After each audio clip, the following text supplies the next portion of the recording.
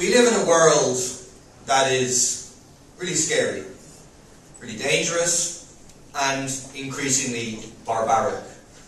Just in the last few days, we had airstrikes back and forth between two nuclear powers.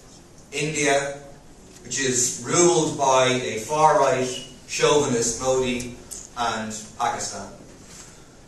The war over Ukraine looks set to continue. Trump got his deal to rob the minerals from the Ukrainian people, and now for the moment the war looks set to continue. And the genocide in Gaza, if it's possible, and it seems to be possible, is worsening. You know, we've got almost a year and a half of a horrendous genocide, and it is worsening. The pace of deaths is quickening, and the rhetoric is still as clear as ever in saying what they're going to do. I mean, the finance minister for Israel, Smotrich, the other day said Gaza will be entirely destroyed. And the mechanism for that destruction that they have chosen is the weapon of famine. Huge amounts of trucks full of food trying to get into Gaza and just stopped. And within Gaza, 290,000 children who are now at risk of starvation. There's 70,000 children who have been hospitalized because they're severely malnourished. And there's 3,500 children facing imminent death due to starvation. And all of that is financed, is funded, is enabled, is given, is armed by Western imperialism. And we shouldn't just think that Western imperialism is the US. The US, we know, is the number one funder, the number one giver of arms. But after that comes Germany, comes Italy, comes Britain. And the EU has supported from the first day, has given the green light from the first day to this genocide. And just in the last week or so, sent firefighting aircraft to Israel. Not to protect the people of Gaza, who are having the bombs paid for by European taxpayers' money rained down on them, but no, to protect Israeli people faced with wildfires. And so we have a world that is increasingly divided and consolidated into rival imperialist camps. Highly militarized. The US-led camp on the one side, and the Chinese-led camp on the other. And what is now a trade war can become a military war. And that doesn't just happen like that. It's something that builds up over time with a series of proxy wars, like we're seeing in Ukraine, where neither Putin, of course, with his brutal invasion of Ukraine, but neither the US and NATO, none of them, care about the interests of the Ukrainian people. The Western side are only interested in using the Ukrainian people to weaken Russia for their own interests. And now we have a new arms race taking place. I mean, it's sickening. In Europe, what the arms race is called Rearm Europe. You'd have the impression that Europe was perhaps disarmed over the past number of years with such a title of this project. But no. Over the past 10 years, military expenditure in Europe and globally has gone up every single year. We're at global military expenditure now of close to 3 trillion euros. Since 2011 in the European Union, military expenditure is up 30%. In the last year, it's up 10%. But that isn't enough. Now we've got Rearm Europe. It's going to speed up even further, and as being referred to, the fiscal rules are going to be suspended. Not so that we can build homes, not so that we can address the health crises, not so we can address the cost of living crisis, but so we can buy even more weapons and make the arms manufacturers, the dealers of death and destruction, even richer than they already are. And what getting rid of the triple lock is about is when they say this is happening in a certain world context, the world has changed. They're telling the truth, but they're also giving away their own agenda. They see this world being divided, and they know what side they're on. Ordinary people in Ireland know we're not in favour of either of these blocks. We're opposed to imperialism, to oppression, consistently. But they have a side. They're on the side of the US, of NATO.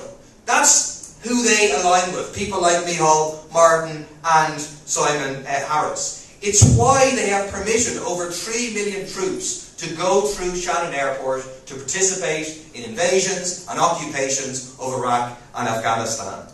It's why, and they really don't like it being said like this, but it's the truth, it's why they are complicit in the genocide in Gaza. Okay?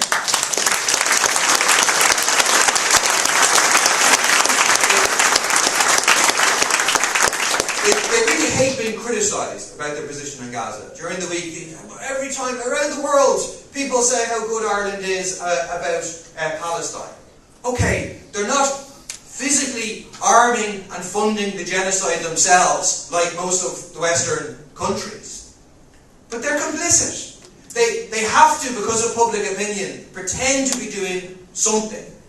But then, they want to get along with US-led NATO, they want to get along with these people at European meetings and so on, and that means being complicit in the genocide. It's why they said one thing during the elections about the Occupied Territories Bill, and then afterwards are dragging their feet and trying to water it down.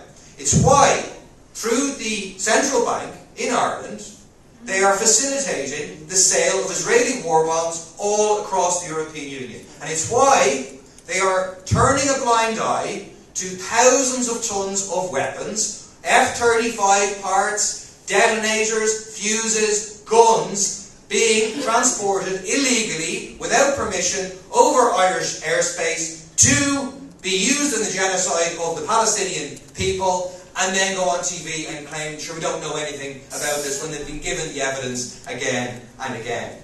And so they want to get rid of neutrality altogether.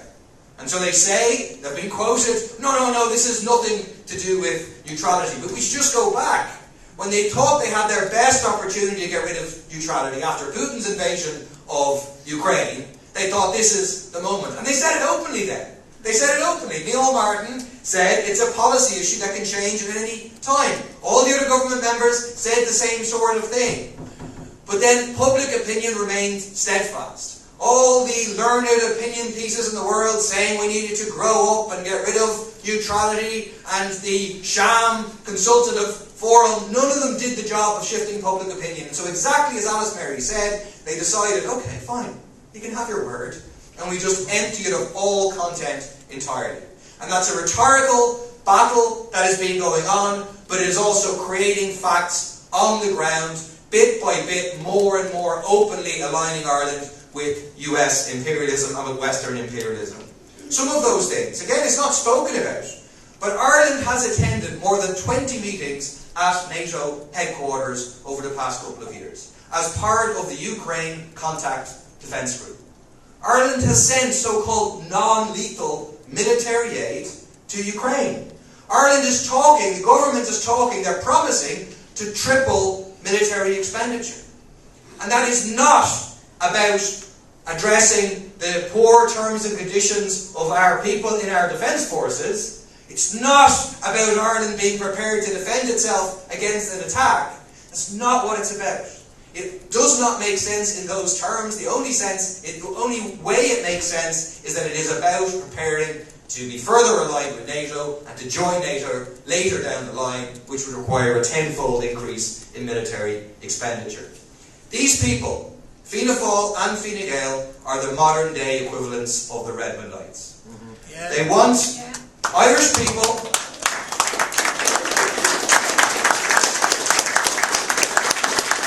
Redmond wanted Irish people to go and fight for the interests of British imperialism despite their colonisation of this country.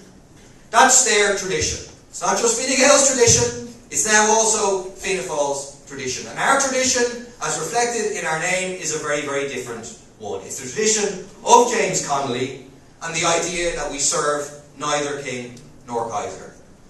And what does that mean for us today?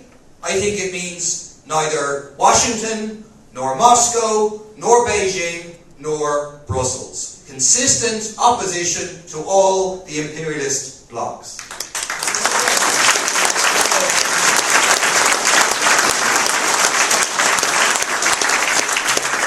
The last thing I'll say is that I think this is a very powerful gathering. But we shouldn't fool ourselves. We will not stop their attempt to dismantle neutrality by fine speeches in the Dáil and the Shannon, which I'm sure we will collectively try to give. We will not stop their attempt to dismantle neutrality by reasoned argument, by the logic that we are able to display here. They have their majority in the Dáil. It's why they did the deal with Lowry. They knew they were going to ram through a series of unpopular measures, and they locked in their majority. And they're going to try to use that majority to ram this through, regardless of what public opinion says and regardless of how eloquent we are in the opposition. The only thing that will stop them is people power mobilisation. It is the only thing that will stop them.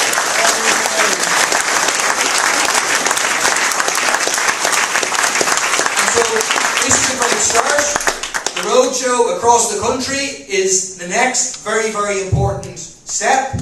But then this protest, which you need to get your leaflets on the way out, don't just take one leaflet, take hundreds of leaflets to distribute. We need to build this protest and put thousands, if possible tens of thousands of people on the streets on the 14th of June. And we have to mobilise all those people who have been politicised and horrified and mobilised by what's happening in Palestine. To mobilise those people who historically protested against the war in Iraq in defence and opposition to war. We also need to mobilise those people who want to see money spent on school places, who want to see money spent on hospitals, who want to see money spent on houses rather than spending money on weapons and on war.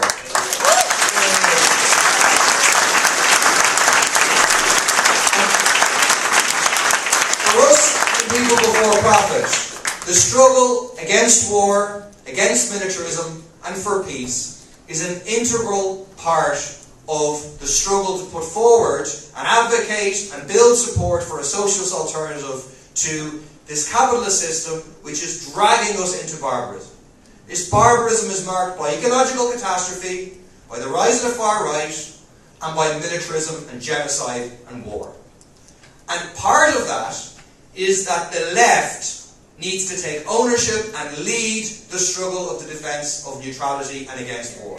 You cannot allow the likes of Trump and his acolytes in this country to present themselves as being in favour of peace when the war comes out of the system that they defend and the most horrific parts of it. So just to finish with a quote from Connolly, who's rightly been referred to a lot today. We have held and do hold that war is a relic of barbarism, only possible because we are governed by a ruling class with barbaric ideas.